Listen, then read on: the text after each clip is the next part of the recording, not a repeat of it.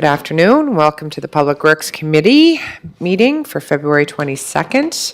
I'm going to call our meeting to order. Are there any declarations of conflict of interest? Councillor McAleer is joining us on the phone today. I need someone to approve our agenda. Yeah, I just have one item on the agenda there, Madam Chair. Okay. I get plugged up here. Yeah, just on 6D, I'm going to just clarify this right away. No, 6B, Street Rehabilitation, Eastern Gateway Phase 2. I know that one of the bidders was in yesterday speaking to our staff, and they were going to follow up with some information. I'm going to be asking for a deferral on that, and if we have to defer, that we would ask the committee, the standing committee, to, if we get the information back or whatever we need to get from them, to have an emergency meeting on Monday or Tuesday to pass this because of the timeline. So, Okay. Well, we'll talk about that when we get to that, if we need to defer at that stage. Okay, and so just under the, excuse me, just Yeah. under the introduction of new business, I want to give a couple of notices, but I'll give those notices when that comes up. you'll get a chance. Thank you. So can I have someone to move to approve our agenda as it is right now till we get there to discuss? Move, seconded by you good, Councillor Tweel. All in favor? Aye. Councillor McAleer, you're good? Yes, good. Thank you. Adoption of our minutes attached from February the 1st. If I could have someone move those minutes. Good. Seconded by Councillor Tweel. Is there any business arising from those minutes? Nil. Everybody's okay? Perfect. So we're going to move right into reports and discussions. The first one is 6A, Seaview Boulevard Street Reconstruction. The report's attached. And Scott, if you want to speak to that. Thank you, Madam Chair. So yes, we issued a tender recently for the reconstruction of Seaview Avenue. This is a project that we originally had on the books for last year. Unfortunately, at that time, we only had one bid, came in way over budget. So we were withheld that and re-tendered that this spring, or this winter, I would guess. And we have received 4 bids this time around. Pricing is excellent. We're very happy with the results. And so staff reviewed all the submissions and have recommended to award to low bid of LCL Excavation Incorporated. And this is a joint project with Water and Sewer and Public Works, correct? That's correct. Water and Sewer will be placing water and sewer services underground, and we'll be doing storm work, new sidewalks, and curb and gutter, and all new asphalt. I would say the residents of Seaview Boulevard are going to be quite excited to see that this project come to life, so that is good. Is there any questions with regards to the recommendation for LCL Excavation Inc. to be proceeded with the Seaview Boulevard project? Move. Everybody's I good? just Councillor McAleer, do you have any questions? Are you good with this moving ahead to council for the resolution for approval? Yeah, just one question on LCL. Are they a local firm by chance or? Scott, do you want to answer LCL is that? a company based out of New Brunswick. Out of where? Out of New Brunswick. They're out of New Brunswick. Okay, Okay. thank you. Okay, so everybody's good with this moving forward to council? Moved. Perfect. So now I got to go back to the second report discussion is under 6B, which is the street rehabilitation Eastern Gateway Phase 2. Report attached to that. And Scott, this is where the mayor indicated he was wanting to possibly defer, but if you want to explain the report, we can have discussion at that point. Certainly. So we went out for tender for Phase 2 of Eastern Gateway.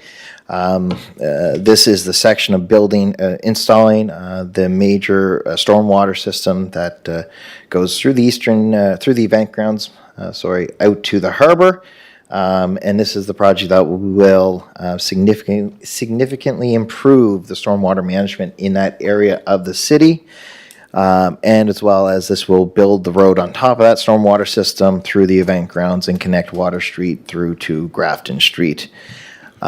We had 2 bidders of this process at time of tendering.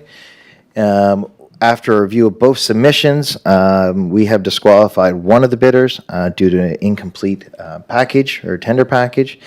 So staff are recommending the Birch Hill Construction in the amount of $327,136 plus applicable taxes for this work.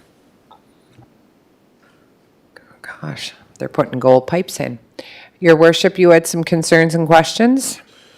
Yes, Madam Chair, I want to move to defer this until first of next week because conversations that took place yesterday from the other bidder, and I think we owe it to these bidders because there's some confusion about what's compliant, what's non-compliant. So I need someone to second that.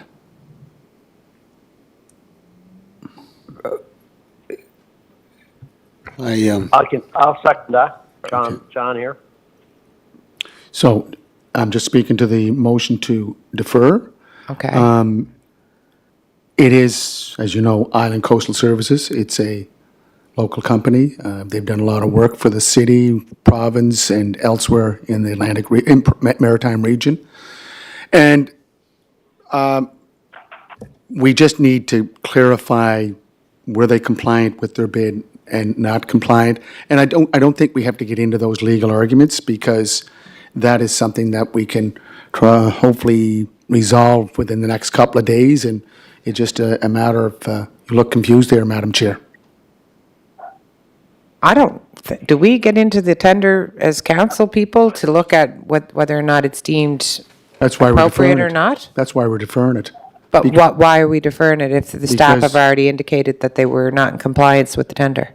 Because one of the other bidder Yeah. has said that they were not, so we have a disagreement. And I think that's very important to take into consideration because they're a company that works, lives, and pays taxes here. Okay. But So- I'm just not clear on why we're CAO? It would be a recommendation to council to defer it. That we'll just recommend that this is deferred? You would recommend council to defer decision on this. Okay, So committee, like you don't have the power. Get into the discussion. right, You would Yeah. take it to council and recommend that it be Yeah. deferred. okay. And I guess and that's fine, but, Because from administration side, we've done everything we Yeah. can and it's come forward based on our legal advice and everything else. So And if council decides to defer something, they can do so. yeah, we're deferring it at the committee. That's what I'm trying to say to our chair is that this is a deferral only. This is not getting into the actual mechanics of it, but a flag has been raised by one of the bidders. So in respect of that bidder, that's why I want to defer it. okay. That's I the just, reason. I Yeah. just find that, Yeah. So again, hopefully we can resolve any of this outstanding matter or this reconsideration. Thank you. well, we'd need someone to, go ahead, Councillor McAleer? Chair, McCabe,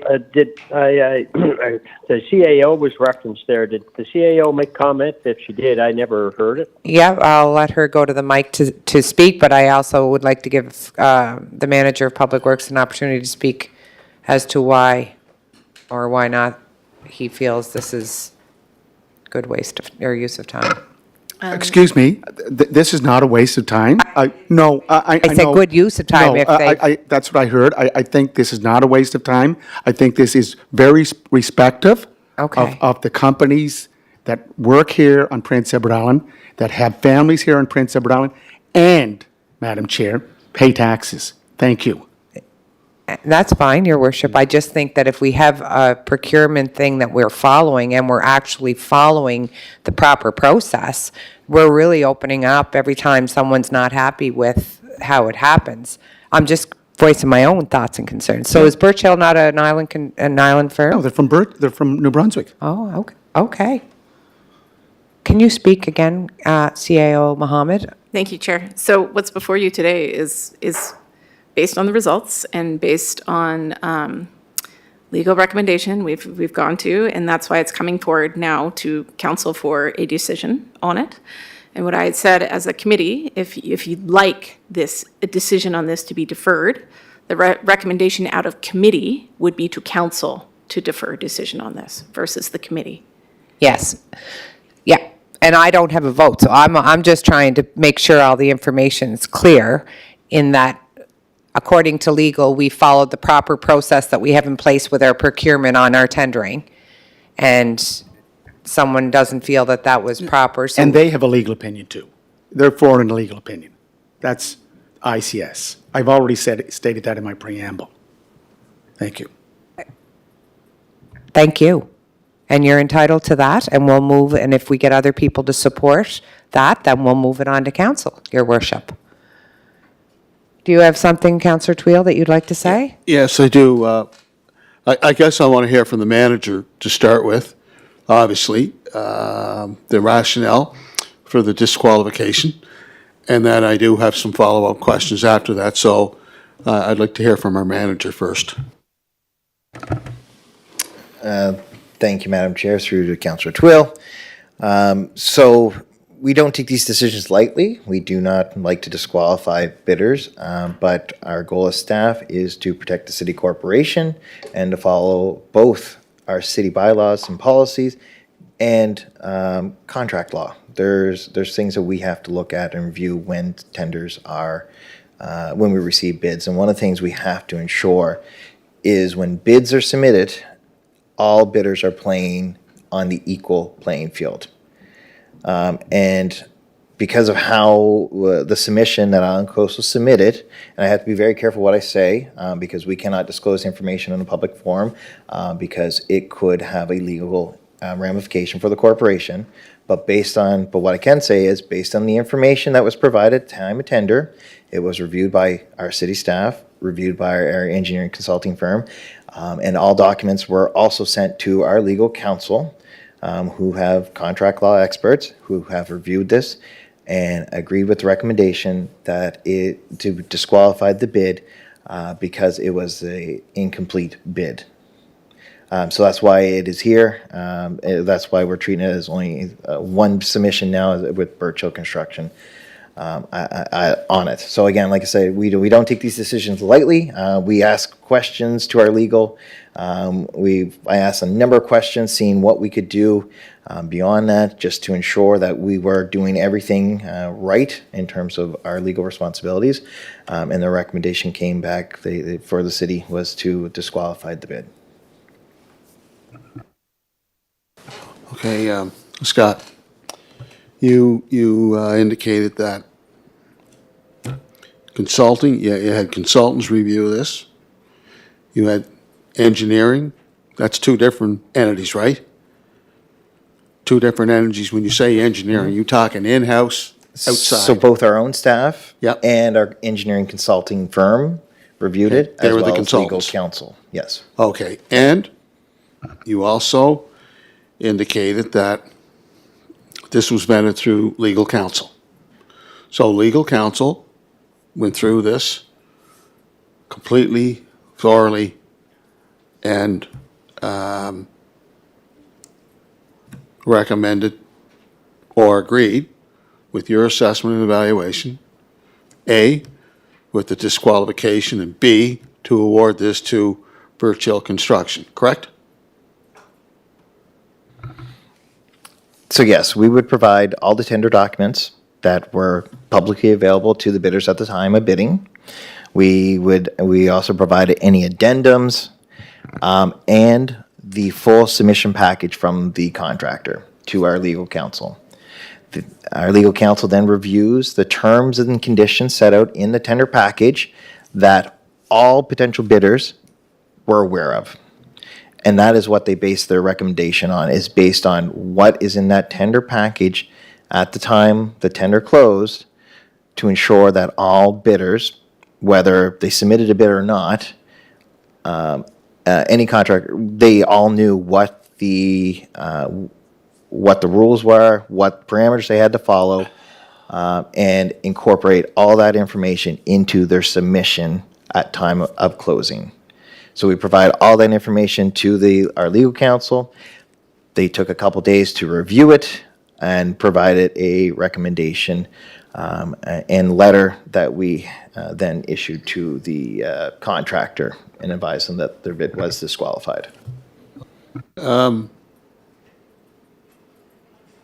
having said that, Scott, did the company that was disqualified, did they have an opportunity to discuss their disqualification with you as a manager of Public Works? And like, was the correspondence, did they meet with you in person, or is it done by email? Yep. So great question. So issued a letter. I hand delivered it and had an actual sit down meeting with the president and both owners of the company, and sat down in their boardroom, went over everything, went through the rationale, and had an excellent discussion during that meeting as to why they were disqualified. So we were in there, sat and met with them for about an hour on this matter. So we did have that opportunity at the time when we told them that they were disqualified. That's correct. Madam Chair, just a point of order. But we did have a meeting yesterday. Did you tell them that? Yes, you're correct. There was There was another a meeting meeting. They asked for a follow-up meeting. They assumed there was additional information that was to be reviewed. That additional information was sent to our legal counsel, who again said it did not impact their recommendation. Okay, so in the second meeting, Scott, who attended the second meeting? So in that meeting, it was organized by the mayor's office, and myself and the CAO were in attendance with the contractor and their representatives.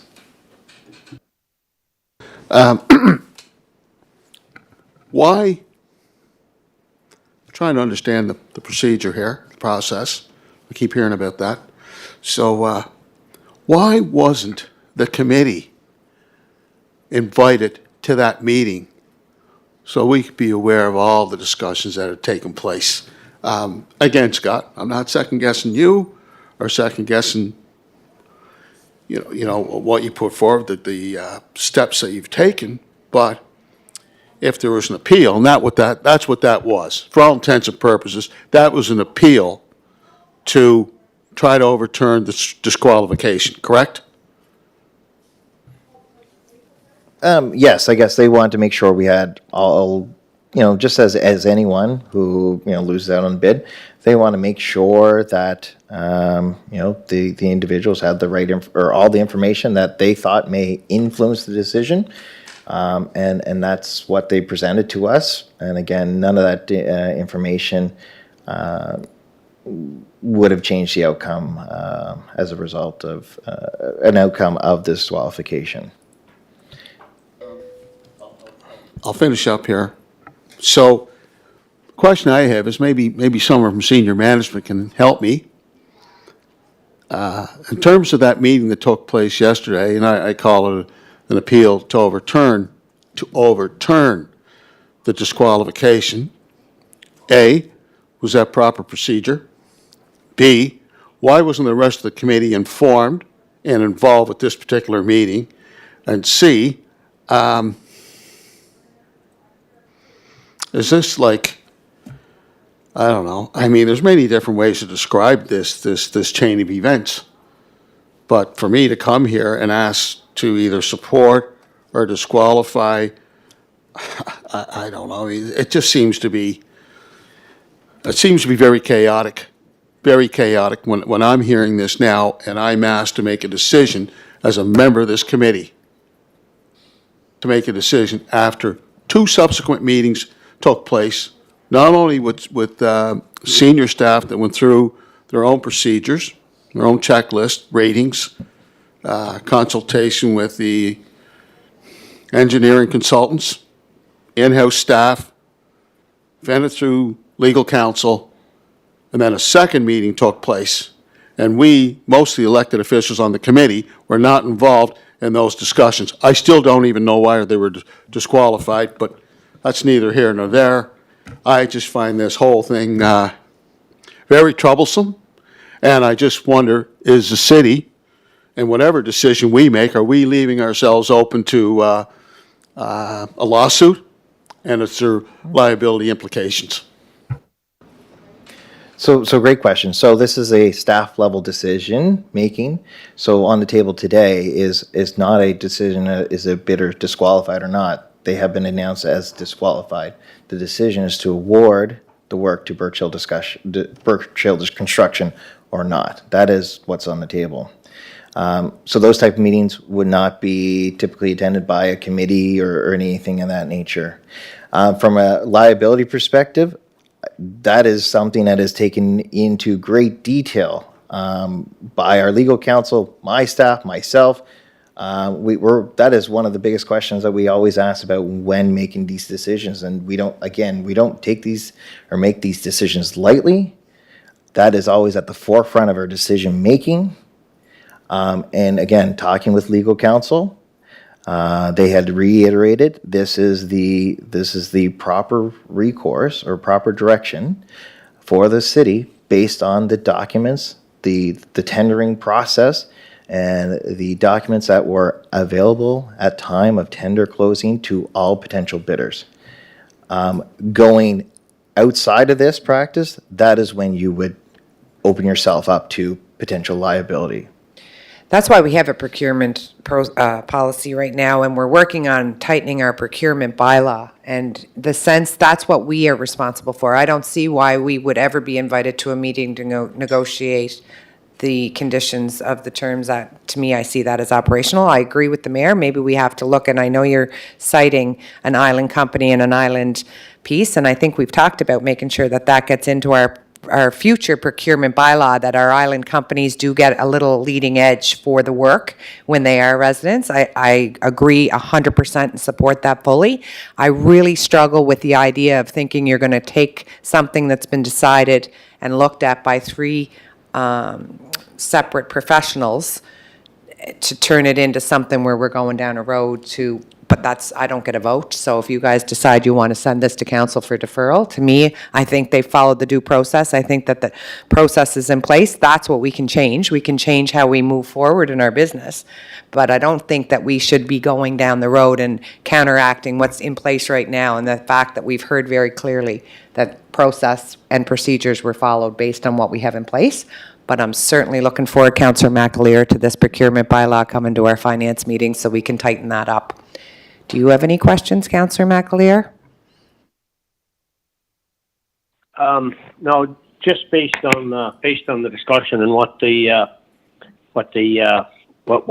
Scott has said and shared, with the background, it does sound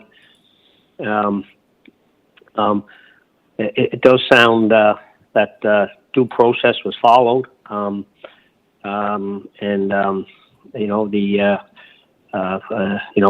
Mayor Brown may have a different interpretation or thoughts around that, but based on now that I've heard, I guess what was done on the staff piece and the due diligence that was done, it seems I would find it hard to go against what the staff are recommending here. Thank you, Councillor McAleer. So right now, we have a deferral from the mayor on the floor, and I need to know if someone wants to second that deferral or if it's going to die here on the floor. Well, he can second it. He's already seconded. Okay, He you seconded it? Yeah, Okay, yeah, so it I was- guess we'll take a vote if we want to yeah. defer this. I just want a second time to speak. The reason for the meeting yesterday was that the company called my office, the office of mayor, just like it'd call a councillor to try to sort of get a second sober thought on a whether it's a tender or an issue, and that's our job. It's to respond. There was no decisions made. They were just asking to give more information.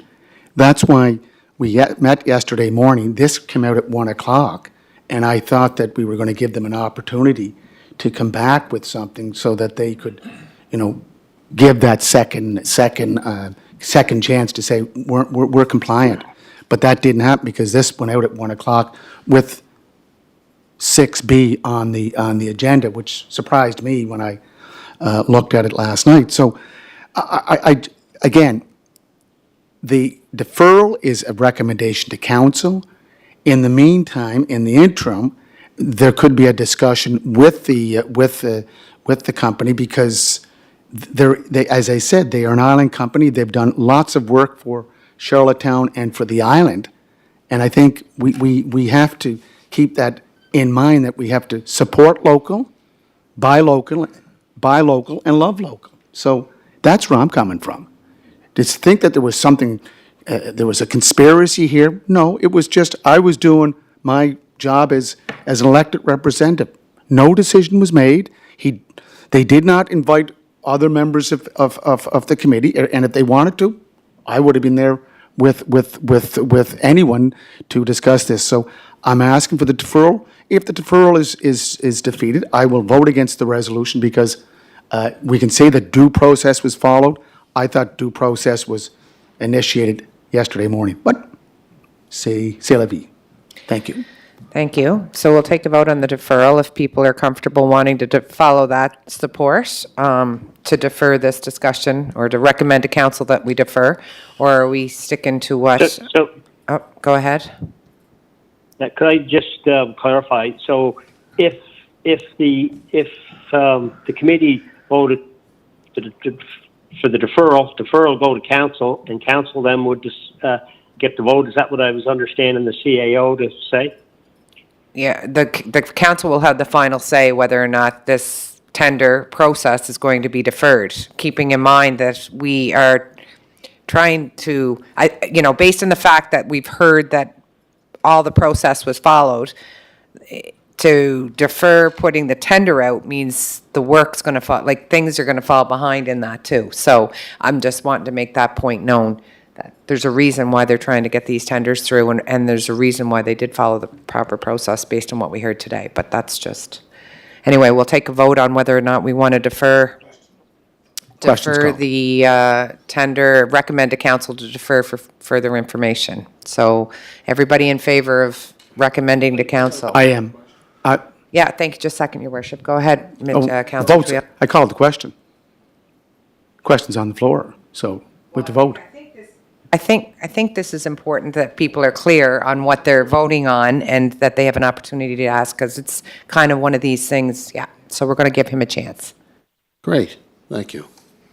My question is for senior administration, particularly the CAO. You attended that meeting yesterday. The mayor says, he gets a call from one of the companies that bid for the project. I'm just trying to understand the process. Senior staff, mayor of the city, the rest of the committee's not there for that discussion.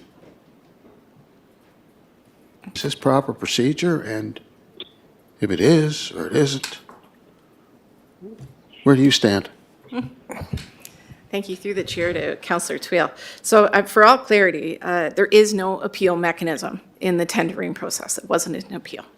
So just like any elected official, whether it's the mayor or anyone else, when you field a call with someone who's complaining about a process, the manager of Public Works and I will often be happy to sit with that elected official and whoever's making the complaint to hear them out and hear what the complaint was. So they did raise some questions, and we thought, okay, all right, we'll take that back to legal and see what they say about what you've raised, and the position didn't change. So our job as administration is to protect this municipality from legal liability, and our lawyers have advised us on this course of action, and that's where we stand today. So the recommendation is to move forward with this company, and the decision before council is not about process, not about legal opinions or anything else to do with tendering, because that's done at the operational level. The decision is whether you agree, based on the results of this tendering process with the company and the cost for this project. So when you go before council with this recommendation to defer, you're not deferring anything in the tendering process except for the decision of council at the very end of it. That's it. Exactly. Okay. So, question's been called. Bottom line, are we deferring this, or are we?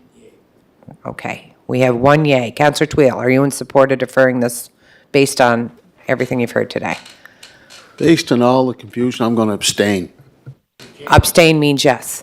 Yes, that's what we, Abstain means yes in a vote. So if you don't vote, it's assumed yes. Yes. Yes. Why? Why yes? Yes. I'm getting there. Thank you. Mercy. Counselor McAleer, are you wanting to defer this, or are you wanting to support staff recommendation and move this to council? I'm going to support the staff recommendation. So the answer to the deferral for you will be no. Counselor Twill, do you Yes. want to support a deferral, or do you want to support staff recommendation and proceed to council? I want to support council's or staff's recommendation, but I have to become familiar with why this firm was disqualified. And that's why I'm very frustrated with the fact that the meeting took place yesterday and we weren't invited to attend. And that, I find that very troublesome. I understand we get calls from our constituencies for her help and support and trying to help see this through. and that can be something, Counselor Twill, that we'll have to look at, and I think appeal process in future tendering might be something that can go under procurement Yeah, too. But for I this know. purpose, are we voting to support But we're staff's talking about an $8 recommendation? million project here, right? Yep. We're talking an $8 million project. We're talking about, you can dress it up whatever way you want. I mean, I just find this so troublesome. I really do. So are you And- voting to defer, or are you voting to support staff recommendation? I guess what I'll do is, I need more information. That's why I said I wanted to abstain. I need more information. Counselor Twill, what more information do you need, though? I want to go over why they were disqualified, and I want to have a But chance that's to their talk- job. We don't What? get into those. Well, yeah, but I'm voting, Chair. Yes, you I'm are voting, I'm but- voting, so I have to Do understand. you want to go through the tender document and decide whether or not Well, it was I up to just need to par? be, I have to become more informed. But, thank you, Your Worship. Now, that's not yay, yet. I'm asking, I don't think he's clear that we aren't able to go through, they're not going to sit down and go through the tender document with us. That's not our job. Are you, CAO Eleanor? Are you going to come to council with the tender document? For us to determine whether or not the process was followed? No, thank you, Chair. We wouldn't walk through the submissions and what didn't work for the submissions, but what we can say is the submission didn't meet the requirements of the tender and therefore had to be disqualified. To be clear, both of what you're voting on today is a recommendation that is going to council. So if you recommend to defer, you're making a recommendation to council to defer the decision. And if you recommend to go with staff's recommendation, then it goes to council with your recommendation to say, vote for staff's recommendation. That's what you're saying. And Scott will be available for council to explain this so that everybody can hear this if they didn't watch on YouTube. So the- Okay, so Madam right now, yes, Your Worship, right now, His Worship is a one vote for yes to defer. Yeah. Councillor McAleer is a no to defer. Councillor Twill, what is your vote? So I can't abstain. Yeah, you can, and it's a yes to defer. Abstain is yes? Abstain is yes. Geez, that's a new one on me. That's a new one on me. What was the conclusion of the meeting yesterday that was held in the mayor's office? Councillor Twill, we're going to stick to, No, but- no, I no, just- we're not going into it the wasn't in the mayor's conclusion. office, it What? was in the Parkdale room. Okay, Parkdale Road. Okay, What was we're the going- we're conclusion not- of that we're- meeting? The vote's on the floor. That's what's on, Madam, point of order, Your Worship, thank you. Councillor Twill? I'll vote to defer. Okay, so 2-1, the recommendation from this committee is that this tender is to be deferred. Okay, thank you. I'm voting to defer because I need more information. The information, I don't know how much more we need. yeah. Okay. Defer it is. Okay, now we're moving on to C. Madam 20 Chair, just before we move on, under Eastern Gateway Phase 2, I know that Birch Hill is doing Eastern Gateway Phase 1. Could you get a timeline or what percentage of that work is completed back to the committee members before our meeting on Tuesday, please? That's all I'm asking through the What chair. does that, why? So I have to ask for an updated schedule from them, so I can ask for it to be done by Tuesday, but Yeah. there's no guarantee on that one. Usually you have to finish Phase 1 and then go on to Phase 2, so I'm just trying to find out where it's at. They're doing it. Thank you. Chair McKay, could I just, quick question, please? Is it to do with what we've already just voted No. on, Counselor McAleer? No, Okay. I'm fine with that. No, I just had a quick question on the Birch Hill. If Birch Hill was the company in the end, the 8.3 million bid, there's ISIP funding on that, right? There's a piece, is that correct, Scott, or Chair? To Scott? We'll let Scott answer that for you. There's ISIP funding on the overall project, phase 1 and 2 right now. That's correct. Yeah, yeah, okay, great. Thank you. So Scott, maybe you can include a little update of where Phase 1 is as you're coming in to look to start Phase 2. That'd be great to have included. Thank you. Okay, C, 2024 full-size 3-row SUV 4x4. There's a report attached. Yes, thank you, Madam Chair. So in this current capital budget that we're at, it was approved to purchase a new SUV for the police department. So we went out to tender, and we're recommending the bid from Fair Isle Ford in the amount of $84,900. Any questions on this? You have a question? Scott, did you say one vehicle or more than one? I believe it's just the one vehicle. Just the one? That's correct. It's one vehicle. So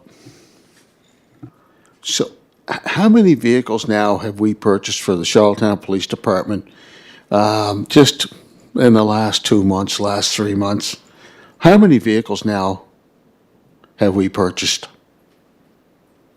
I would have to get back to you with that on that number. And this is for the 23 fiscal year, or is it 24? So it was approved in the 2023-24 capital budget. So up until March 31st is when this budget expires. So yes, it was already approved last year. Did we not purchase 8 vehicles already? And now we're adding another one? They were all pre-approved in our budget from Oh, I last year. understand that. I don't believe that was police. I'm pretty sure that was public works vehicles. But It wasn't police? It was police. It was police. Okay, my 8. apologies. Hybrids. For police? Yes.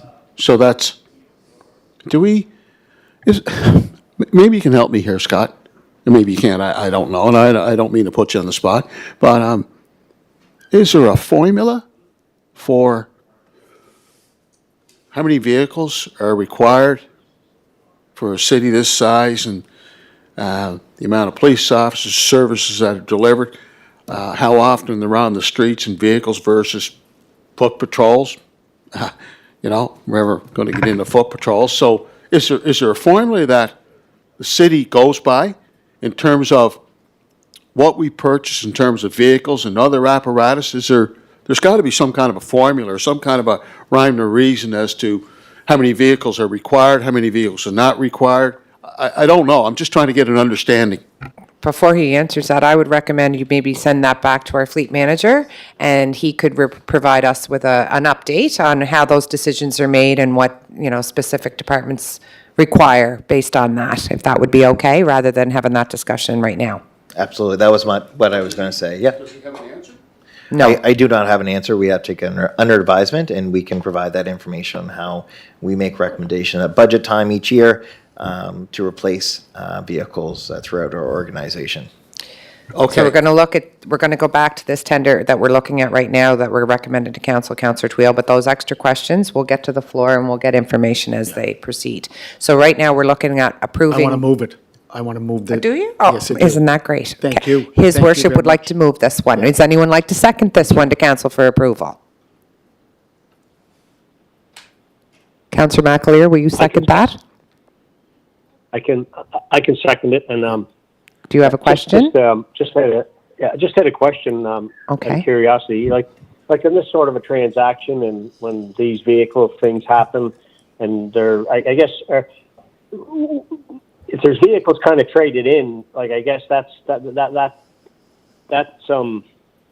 they have some kind of a value, correct? Is there?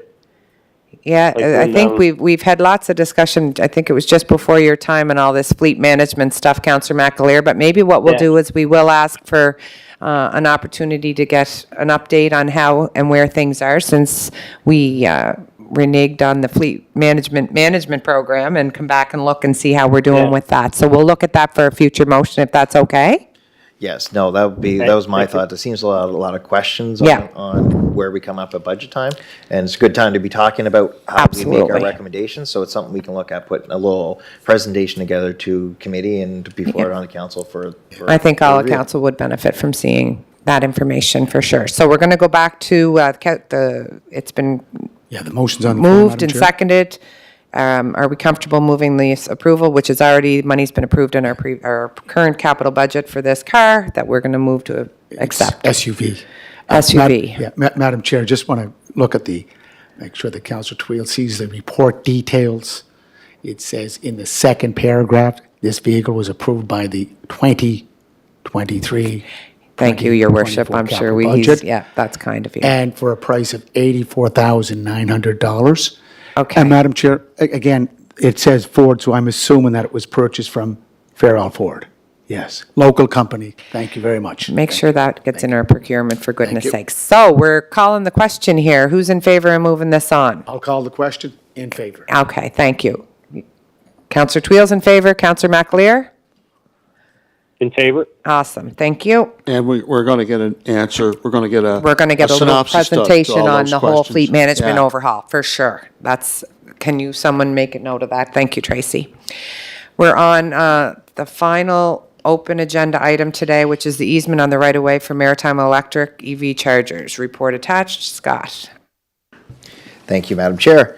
So as most council probably have seen around the city, especially just outside of City Hall here on Kent Street, there have been some electric vehicle charging stations set up in place of parking meters.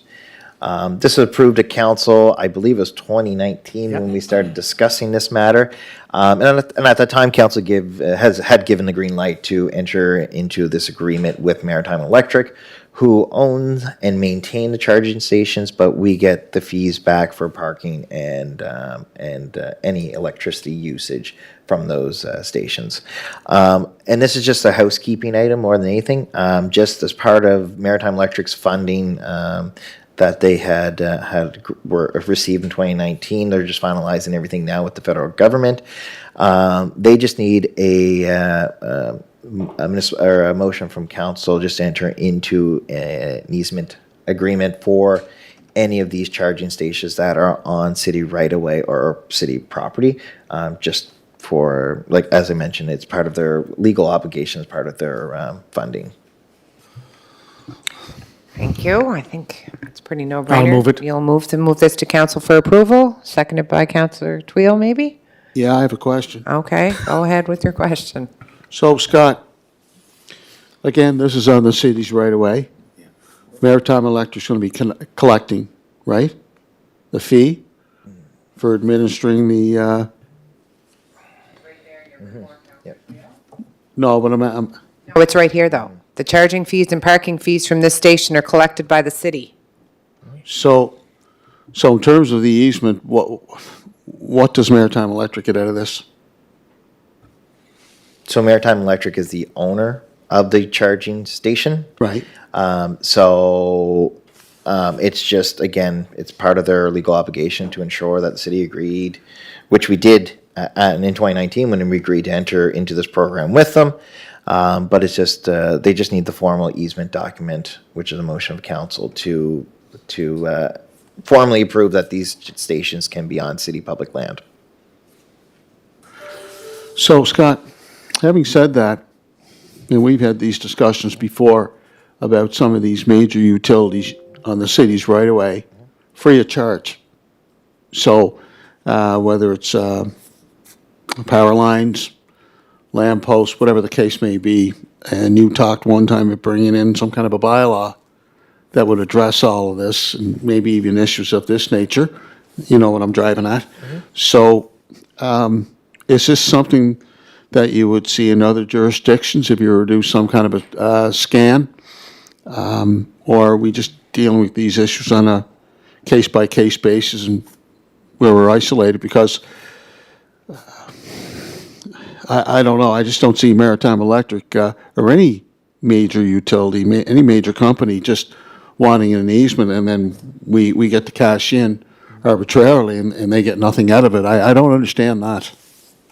So I believe there is a small fee for maintenance that they get to collect, but these are the fees that we collect when someone plugs into them. So that charging station is plugged into our electricity, and it's been calculated by staff that to use that station, it costs about $3 per hour of electricity for someone to charge their vehicle. And so essentially they're supposed to be cost neutral. That was the discussion in 2019. And for Maritime Electric to, it was a joint venture between the city and other municipalities. It was kind of a collaborative approach that Maritime Electric took this on, and it was really to help a lot of the smaller communities who couldn't afford to install these. Maritime Electric was able to get enough buy-in to buy in enough charging stations that would meet the criteria for that program that was available at the time. And so this council approved at the time this formula. And again, so everything was approved at the time. And this is just, again, a housekeeping item to that approval back in 2019, just for their, just to meet their needs of their contractual obligation with the funding. With our commitment the to the funding. environmental sustainability push, and we did commit to this, it, like the manager said, it's just now tidying up everything so things are done properly, but they're there, so we need someone to move this to. I moved it already. You moved Yeah, it, it's yeah. been seconded. Yeah. Just a follow-up I just want to question. speak to, Councillor Twill, I'm just going to ask a question. If you go to page 13, financial implications, fairly well explained there. We collect the fees, and then MECL bills the city monthly for the power usage. And I think, Scott, you said it's about a billing of $3 an hour, and we charge $4? Well, it's there anyway. Yeah. So we're just gonna. Yeah. And the rate includes the charging fee as well as the metered parking fee. So it's a win-win for all of us. And it, as the chair said, it's part of our climate action plan. That's what we're aiming to reduce, mitigate our carbon footprint. It's this road to EV electrification. I'd like to ask, Madam Chair, through the chair to the manager, and I think I asked this before, how many EV stations do we have in the city of Charlottetown? Scott, do you know the answer?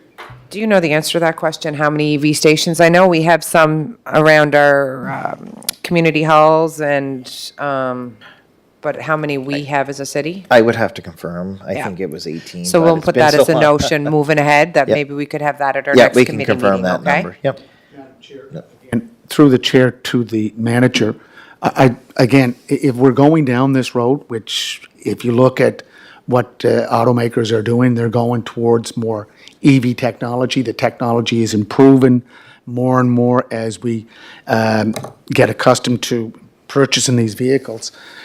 So is there a goal that MEC, like, I'd like to find out from MECL, Maritime Electric, do they have a goal of how many EV stations they want to install in Charlottetown? Because I think we have 1,315 parking meter spaces. Like, are we looking at, like, if we start at 18, are we going to 36?